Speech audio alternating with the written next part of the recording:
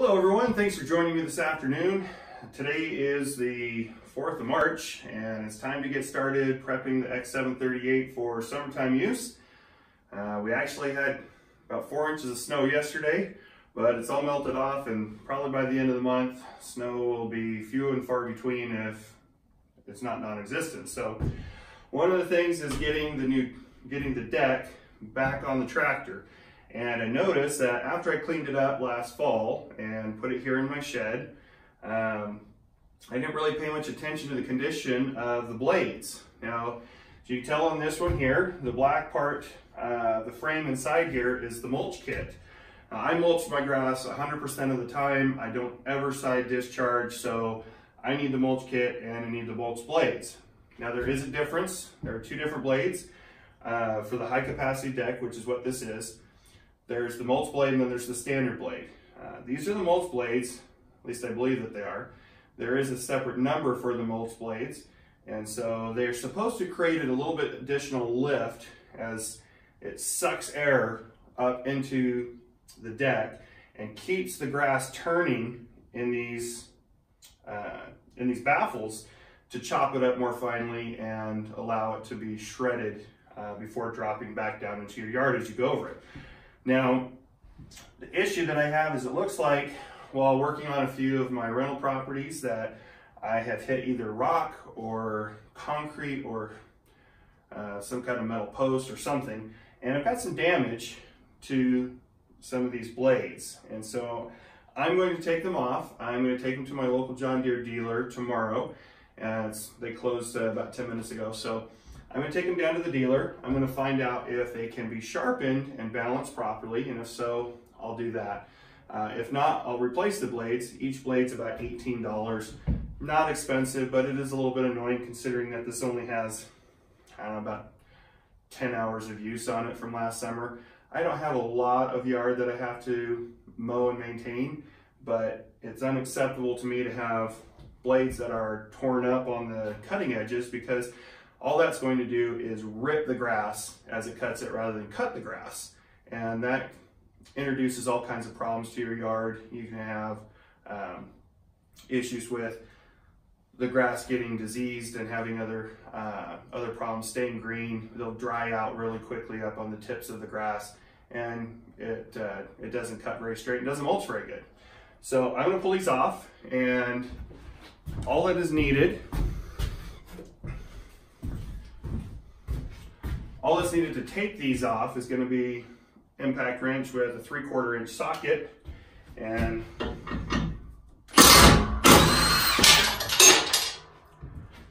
sorry for the noise, but they come right off. So blade number 1,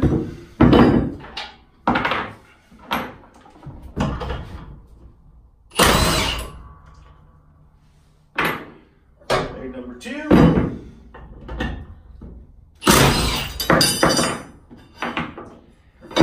number 3.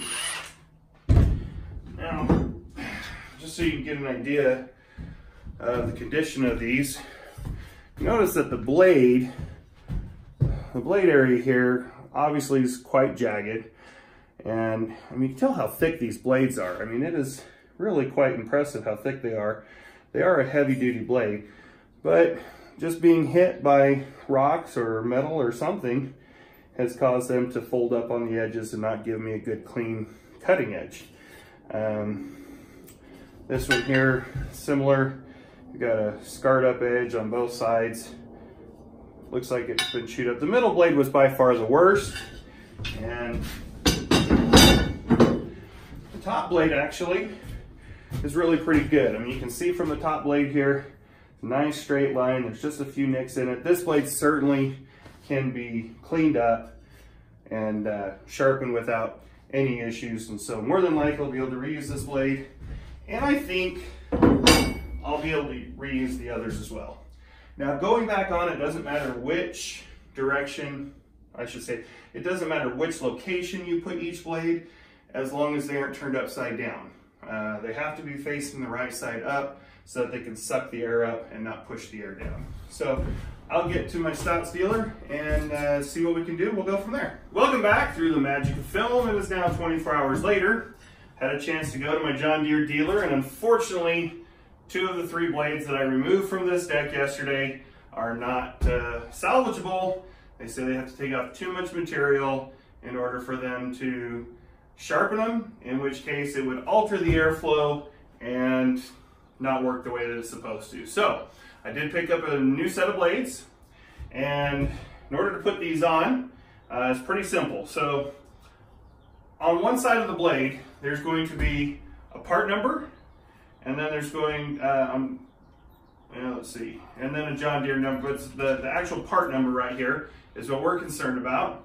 And we want to make sure that that part number is facing the deck, okay?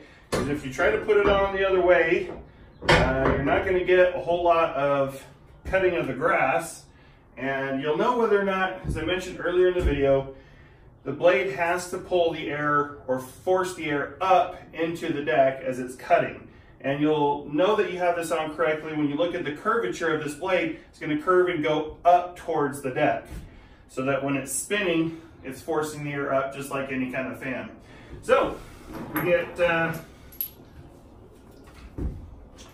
one of our bolts in our locker and our washers here, and make sure that when you put these in, matter of fact, it's a good idea to go ahead and start these by hand so that you don't have the possibility of cross-threading it. If you cross-thread it and you get the bolt stuck in there, can't get it out, you're either going to have to put a chaser in there to chase the threads, clean them up to be able to go in there again, or you're going to end up ruining a spindle and have to replace the spindle. Nobody wants that. So once you get started though, then it's just a simple matter of going till it's tight and then hitting it again. That's not going to come off, okay? The rest of them are just as easy to put on. So go ahead and do that off camera, and then I'm going to switch to the next set of maintenance, or the next maintenance item on this deck, which is going to be to lubricate all of the wheels as well as the spindles. So I'll come back with you as soon as I have this pushed down flat on the ground where I can get to everything.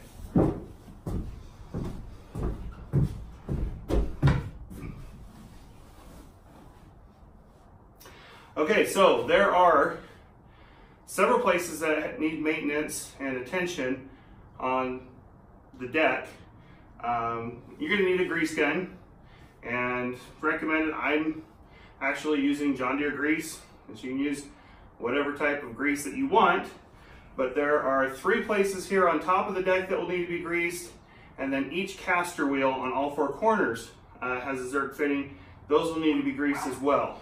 So on this one, since it's a drive over deck, there actually is a access hole right here where my finger's going that goes down to a Zerk on top of the spindle.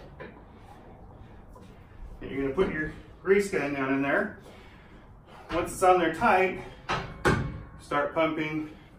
And generally speaking, I like to continue until I start to feel a slight resistance on the gun.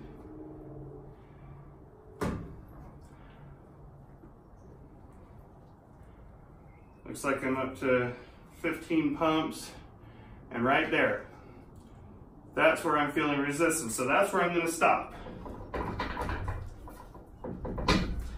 Okay, same thing with the other 3 spindles here. I'm going to lock that in place and a pump till I feel a resistance. Now, I started off with the first one off camera, so that one's done.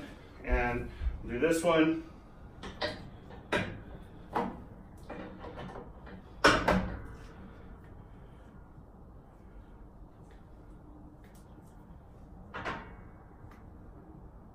Okay, right till there. So don't be surprised if it takes anywhere from, well, let's be honest, this is the first time that I've done the maintenance on this. This deck only has about 12 hours of use on it, so not a lot of use. I kind of feel like the spindles probably weren't lubricated properly from the dealer or from John Deere. They should have probably had a little more grease in them than what I'm seeing. These are encased, so there's really, I mean, you shouldn't be putting so much grease in it that it starts to squish out all over the place. I'm not seeing grease coming out of anywhere, so I haven't broken any seals or anything like that. So, but again, don't be surprised. Yours might take up to 20 pumps on your grease gun before you feel resistance. But once you start to feel that resistance in your hand, stop. Now the last 4 places is going to be the Zerk fitting on each of the 4 spindles. I like to wipe them off and make sure there's nothing on them. These were cleaned before I put it away here in the shed last fall, so I can go ahead and just start to grease again slowly.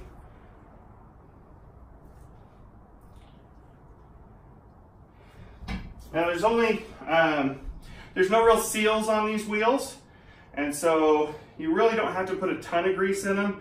These ones you will see grease start to squish out on the sides if you over grease them.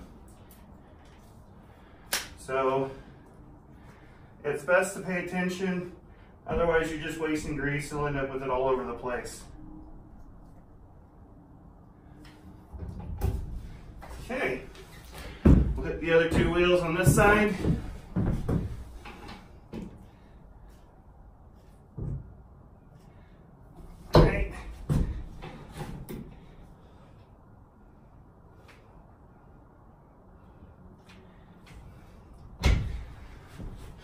Okay, and then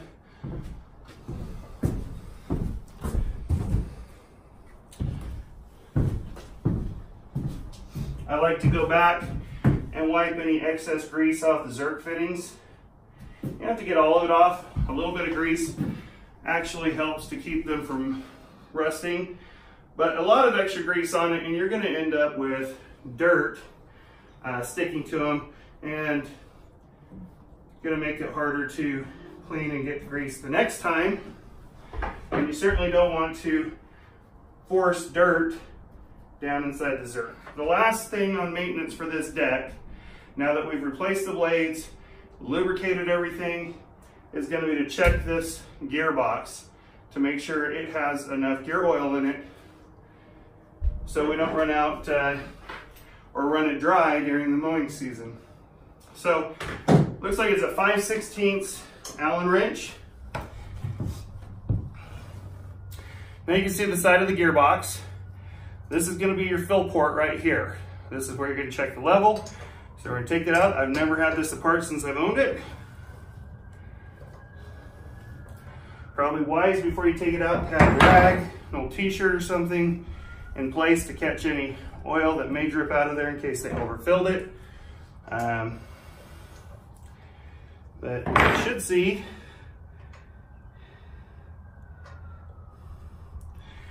okay, I want you to see this is a magnetic tip on here, and there's some pretty thick oil on that, pretty thick gear oil.